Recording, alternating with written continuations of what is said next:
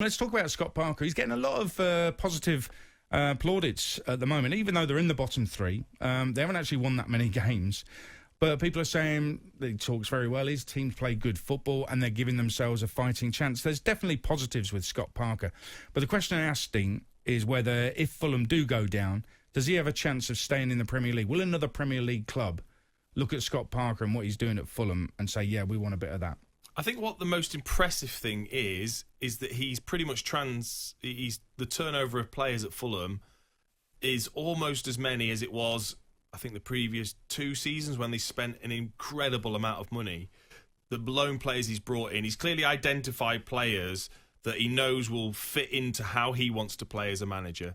And it just took them too long for it to get to that point. Leicester away was the turning point. I was at that game. They were outstanding in the way that they set up, out of the ball, out of possession, very much a back five. Suddenly in possession, it looked like a 4-3-3. Really, really impressive. And they've continued that in the 13 games since the Leicester game. And they've only lost 4 of them 14 games, and they're against top sides. If you look, I think Manchester United, Leicester, Chelsea, Manchester City are the teams they've lost to, but 8 draws. They haven't been able to turn the good performances into victories. Otherwise, I think they'd be a lot closer to Newcastle, and I think that's what's been impressive. He's been able to turn over pretty much a whole team, get them all working together in a system that's not just simple. It's not 4-4-2. This is quite complex in and out of possession, and with that flair to go forward. I think that's what's been impressive.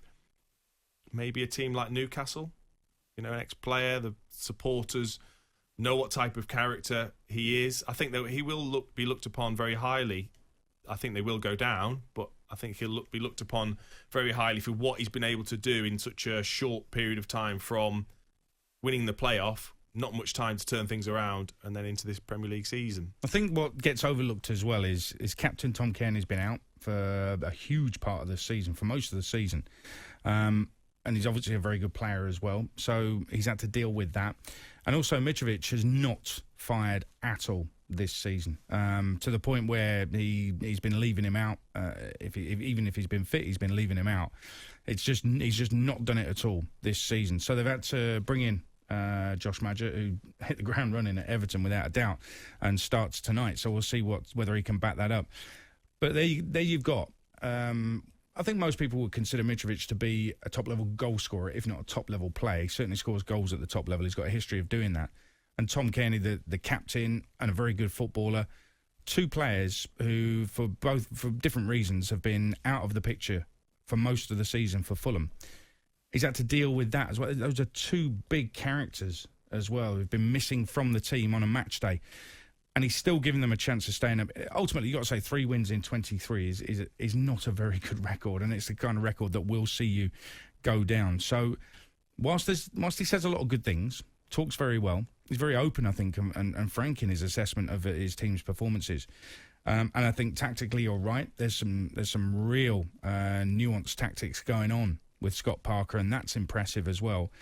He's working with what he's got, and maybe it is a relegation squad. Maybe that is the reality. They've got one of the 3 worst squads in the division. Maybe he's just doing the best he can with the players he's got. I don't know. But I think there's so many positives. But will people look at it and say, oh, we're only talking him up because he's English? Is that?